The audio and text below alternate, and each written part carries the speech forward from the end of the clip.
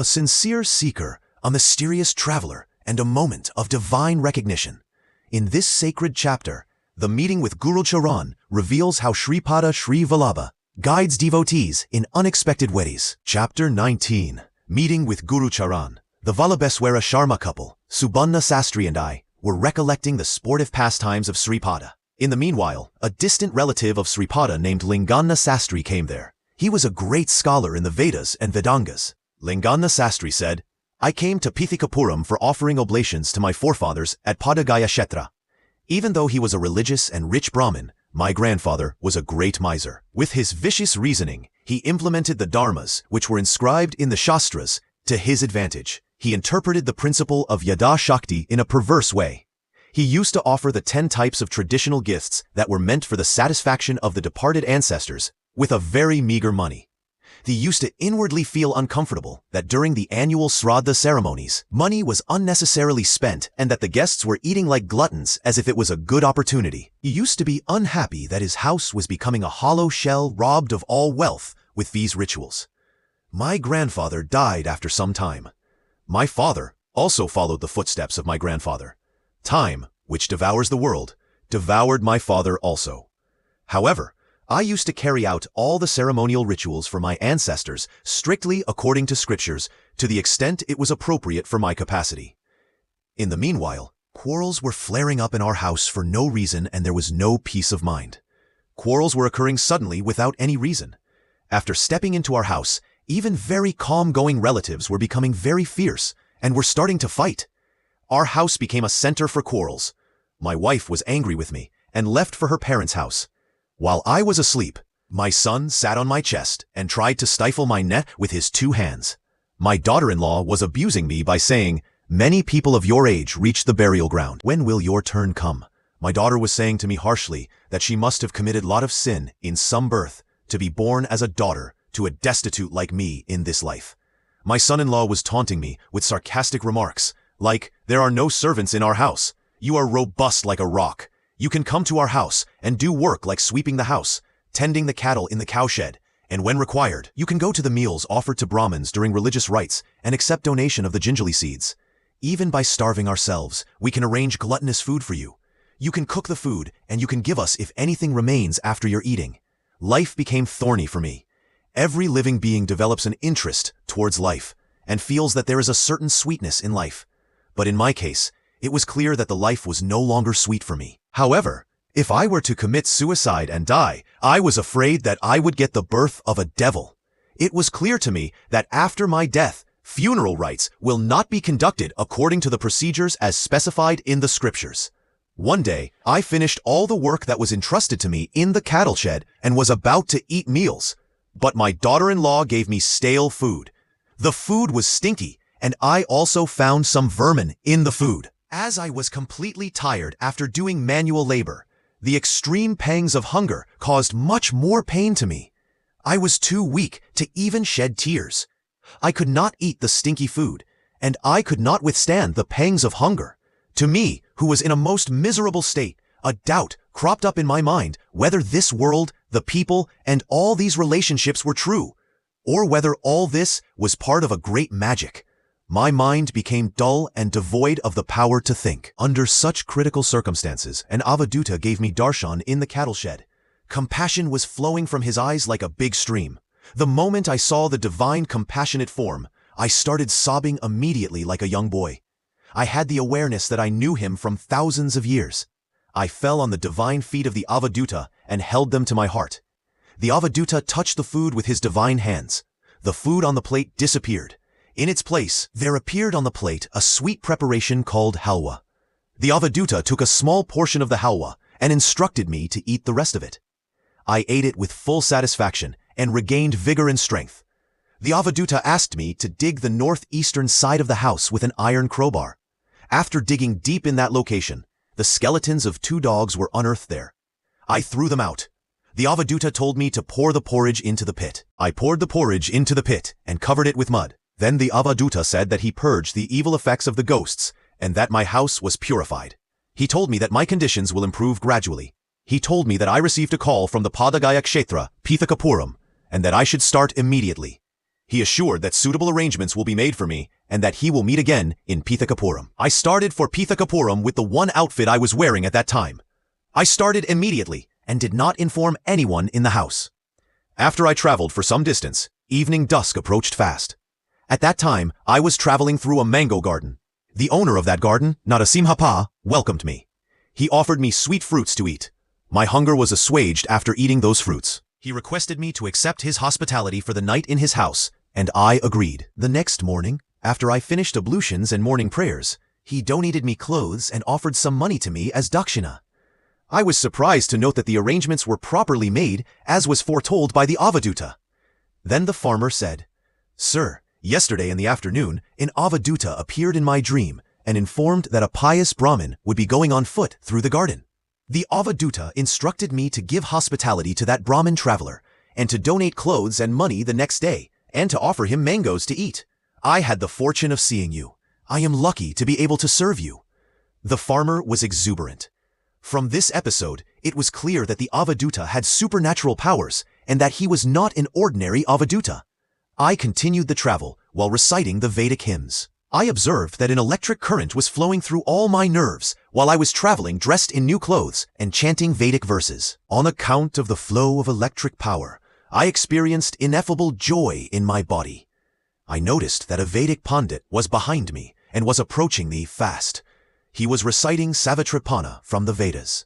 I also joined my voice with him and started reciting the Savitripana. Then the Vedic scholar said, "Savitripana is very important. In Treta Yuga, Bharadwaja Maharshi performed Savitrakataka sacrifice. It was performed in Pithikapuram. According to the promise of Lord Datta given some time back, he has now incarnated in Pithikapuram as Sripada Sri Vallabha. The Vedas are approved by the Lord. Even though the authority for the recitation of the Vedas was given to the Brahmins only, authority to study them is given to all castes. Brahmins were worshipping Sri Krishna. What did Sri Krishna do? He was washing the feet of the Brahmins and was sprinkling that water on his head. You are very fortunate because you received the call from Pithikapuram." I then asked him who Sripada Sri Vallabha was and that I wanted to hear about his greatness. The Vedic scholar said, "My dear, darshan of Sripada Sri Vallabha destroys all sins. He is verily Sri Dattatreya. Pithikapuram is his sportive birthground. In ancient yugas, great people used to incarnate along with a main incarnation when the need arose. In previous ages, there was a pious couple named Susila and Vishnu Datta. That great devoted lady Susila was experiencing an identity with Mother Anasuya during her spiritual practices. She experienced labor pains on the day of Datta Jayanti. Vishnu Datta, during his spiritual endeavors, was experiencing oneness with sage Atri.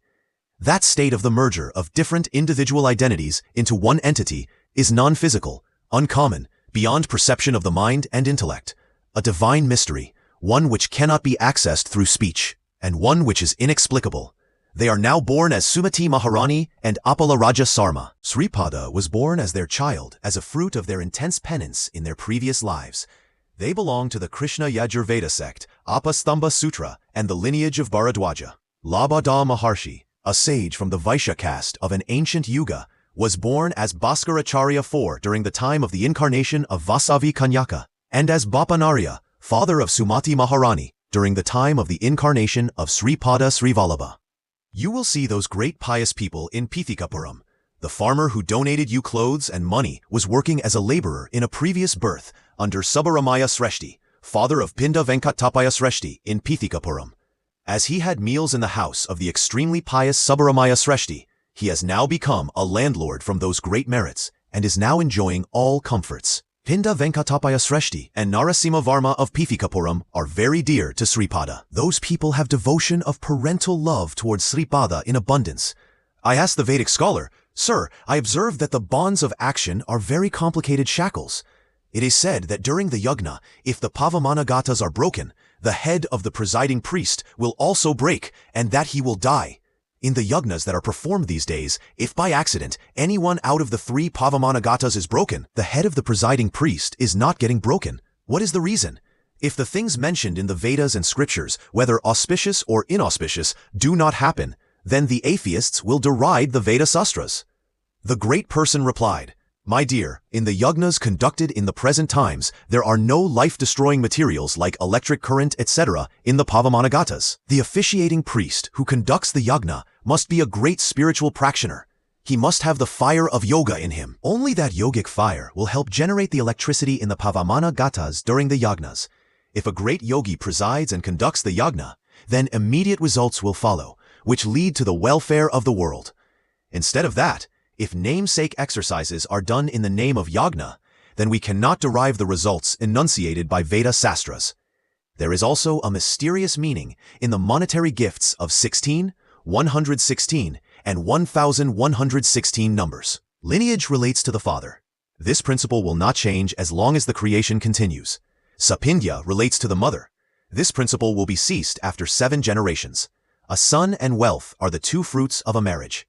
To obtain these 2, a fire called woman is essential. How will Sripada have caste differences when he does not even differentiate between attributes?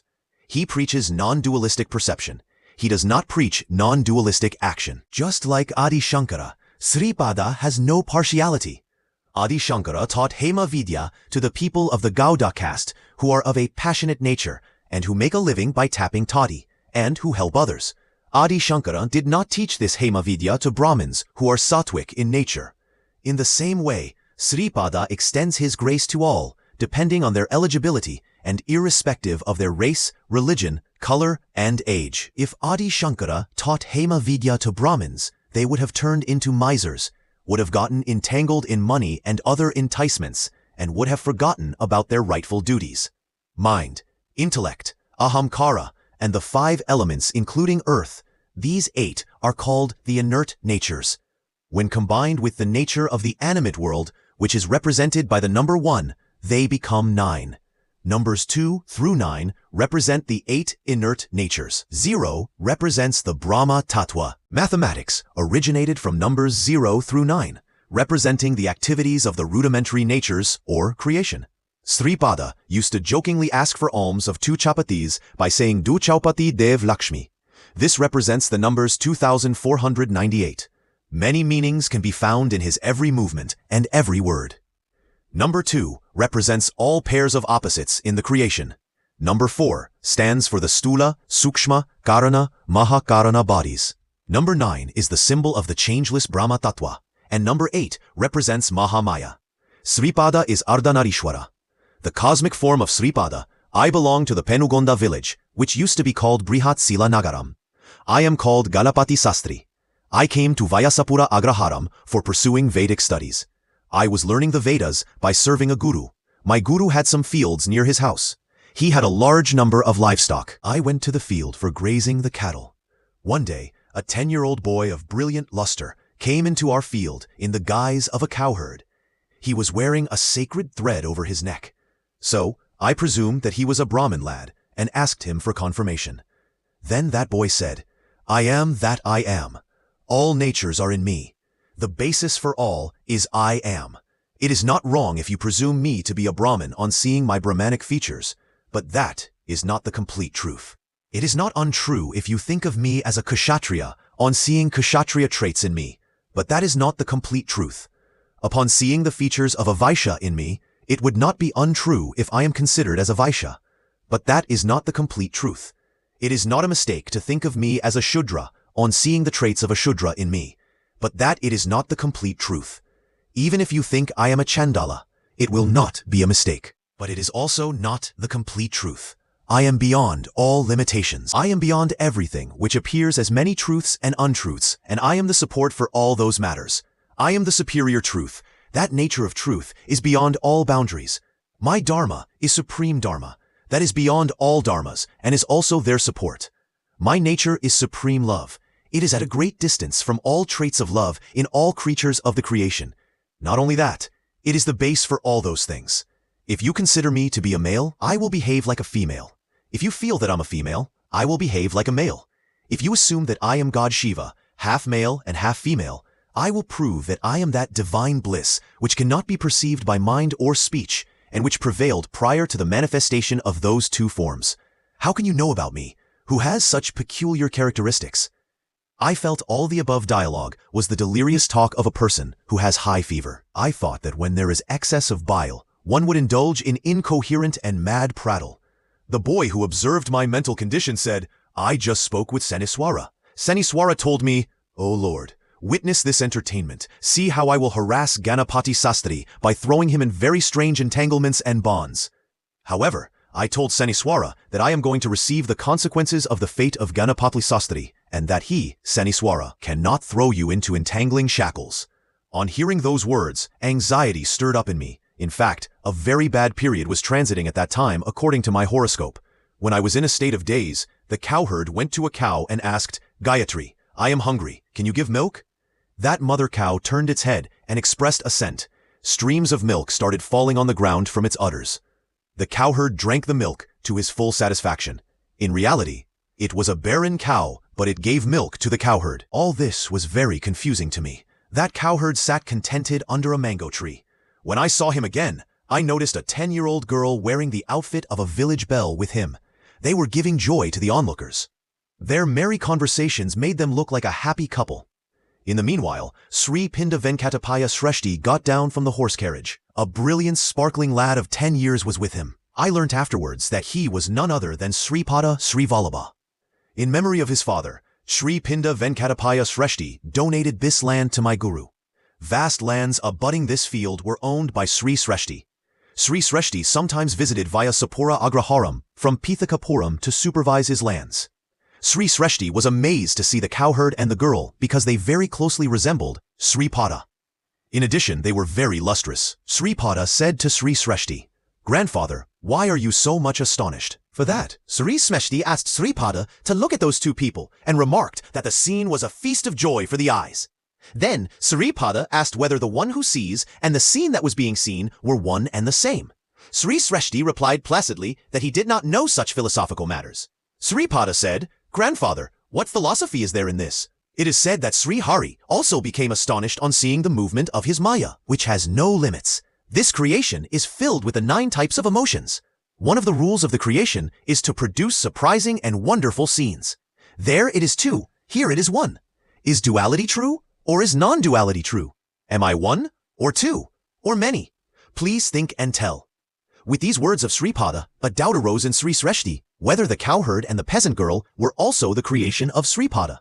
Sripada said, while caressing the chin of Sri Sreshti, "My dear granddad, why do you doubt? As long as your family does not forget me, I and my Shakti will be moving in your fields in an invisible form. Spiritual pursuers will certainly hear and experience the sound of my footsteps in your house." Sri Anaga Dattatreya, along with his consort Anaga Devi, concealing his Ardhanarishwara form, is in your presence in the form of an Avaduta, as Sripada Sri Vallabha. Do not have any doubt.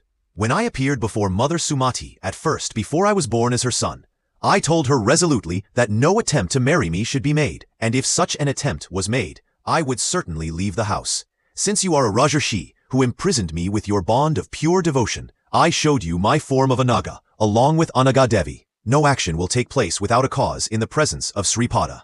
The process of the creation is very, very strange.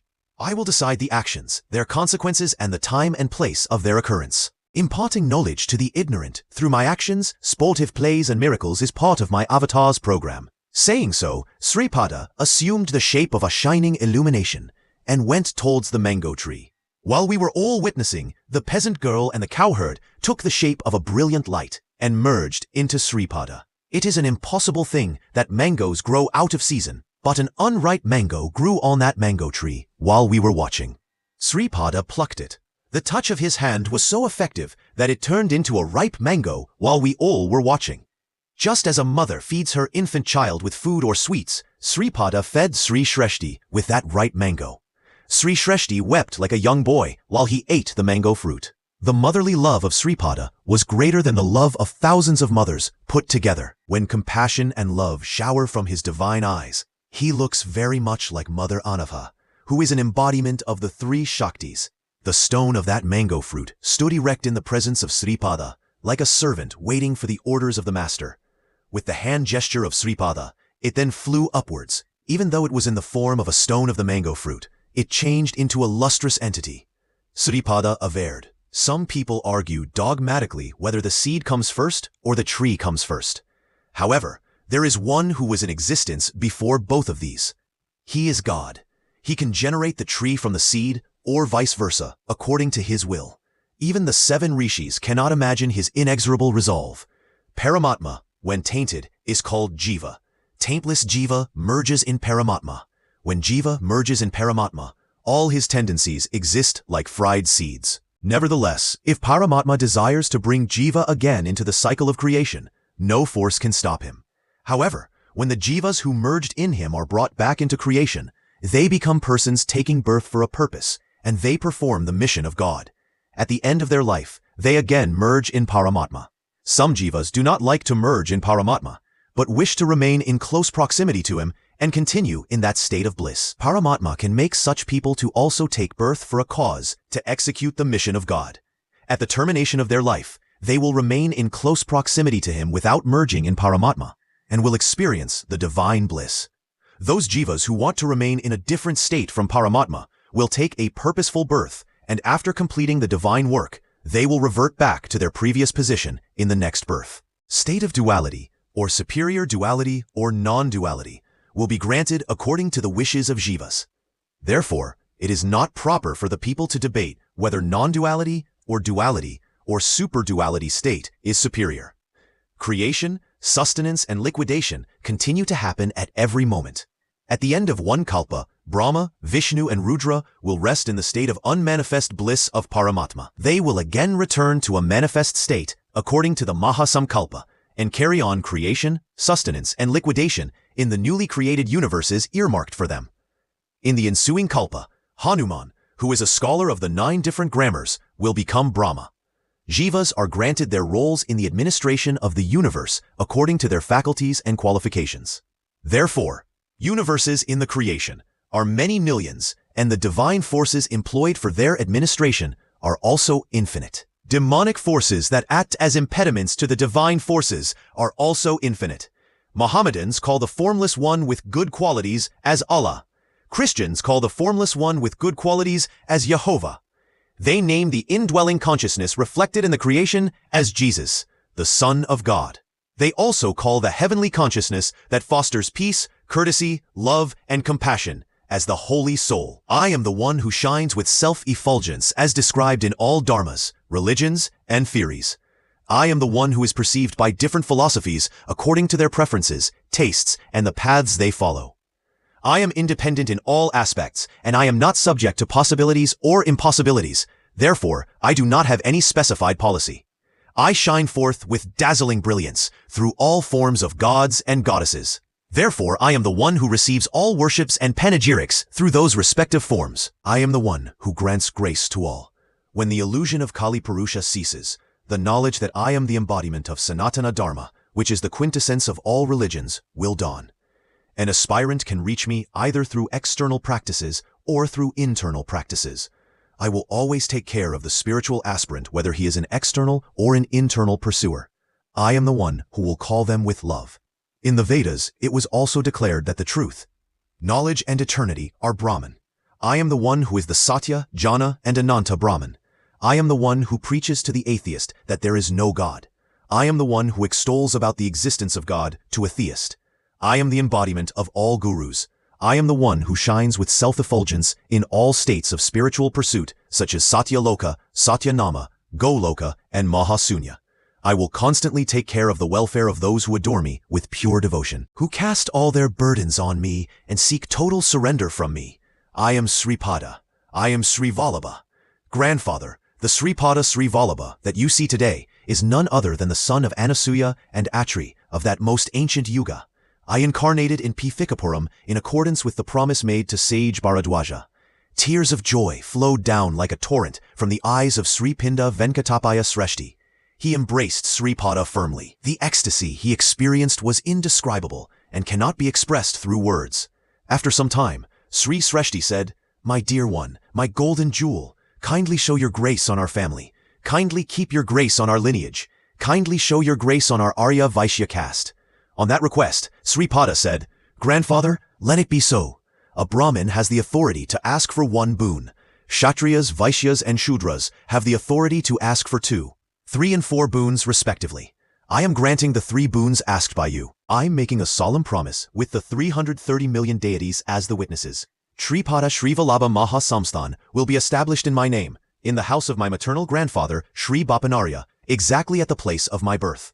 During the time of the 33rd generation reckoned from you, during the 33rd generation of Sri Bapanarya, and during the 33rd generation of Sri Narasimha Varma, I will myself establish my samsthan, using a person belonging to your 33rd generation as an instrument for the purpose. I am instructing sage Markandeya, who is the founding father of your family, to receive some portion of the offerings made to me in the afternoon of every Thursday, in some form or the other. By this, let the persons born in the Markandeya lineage get benefit. My grace will be on the Arya Vaishyas as desired by you. I am blessing Arya Vaishyas to have ruling powers. For that purpose, an Arya Vaishya will become the ruler of the country of Bharat. He will visit Pithakapuram. According to the prediction of a special Nadi astrologer, he will receive my abundant grace. After that, many devotees from Nepal will come to Pithakapuram to have my darshan. My order is like an edict on a rock. No creature in the creation can violate my law. Grandfather, my victory bell will undergo a variety of changes, and it will stay in the inner layers of the earth, in the place where my idol will be established. As a mark of the arrival of the victory bell, some earthen pots will be found in the future in the excavations there. Great merit is required to extend financial assistance to the Maha Samsthan that is to be constructed in Pithakapuram. Financial assistance will come only from the individuals who were born in the Arya Vaishya caste in some birth and who had some connection with Pithakapuram. Non-believers, fools, pedantic arrogant persons will demand proof for everything. Desires will be fulfilled by the parayana of my hagiography. All obstacles will be removed if one participates in any noble activity connected with my samsthan in Pithakapuram. If I am worshipped with devotion on the occasion of my birth star Chitra, troubles from debts will be settled. Marriages of young girls with suitable bridegrooms will take place. Afflictions from devils, ogres, ghosts, and other unseen spirits will be removed. Sravana Suddha Purnima was the sacred day on which Sri Vasavi Kanyaka tied Rakhi to me. Chitragupta will grant great merit to those who stay in my presence in Pithakapuram on that day. I am an authority unto myself. My biography is a standard by itself. My sportive plays are their own standard proofs. Is any other proof required to say that the sun is the sun? The sportive pastimes of Sripada are impossible for others. On the next day, Vallabheshwara Sarma couple, Subanna Sastri, Linganna Sastri and I left for Kurangada for the darshan of Sripada. Sripada blessed us profusely. He said smilingly, "Oh, what sort of discussions? What discussions?" Much time had to elapse before the formation of Sripada Sri Vallabha Mahasamsthan. When will the debt to Maladis, Venkatapaya Sreshtis, and Vatsavai's families be fully redeemed? After saying so, he became silent. Don't forget to check out our playlist. Keep subscribing.